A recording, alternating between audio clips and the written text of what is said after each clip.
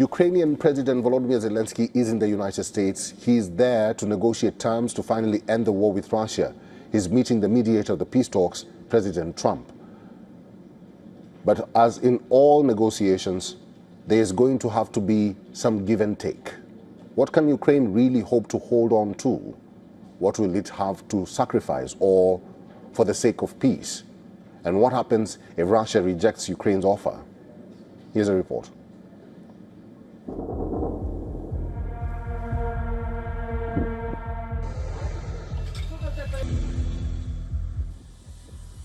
Ukraine is still reeling from the latest Russian attack.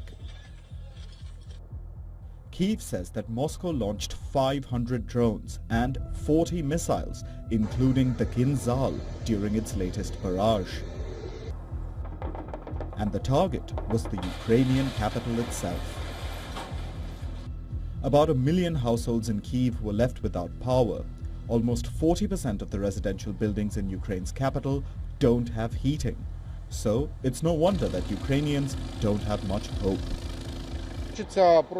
I want for this to be over, but this is what our side wishes for. We don't have any leverage in this situation. Thus, I want that everyone stays healthy, strong, and patient now.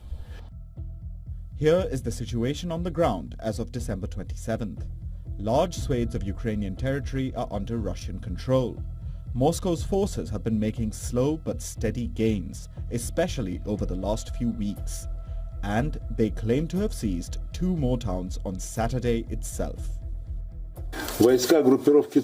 Troops from the Central Group completed their route of the encircled Ukrainian Armed Forces Group and liberated the city of Dmitrov. The Eastern Group of Forces is advancing westward in the Zaporizhzhia region and also across the Dnipropetrovsk region, with the aim of establishing a security zone there. The city of Huliaipole has been liberated. He used the Russian names for the Ukrainian towns of Myrnograd and Huliaipole. Myrnograd is in the Donetsk region. Huliaipole is in Zaporizhzhia. Moscow says it's making advances on both fronts. Russian President Vladimir Putin has demanded that Ukraine hand over the entire Donbas region. It is a key Russian goal in the war. Putin wants the Ukrainians to accept Russian terms so that the conflict can finally end. But he doesn't have much hope for a speedy resolution, which is why he also issued a warning. But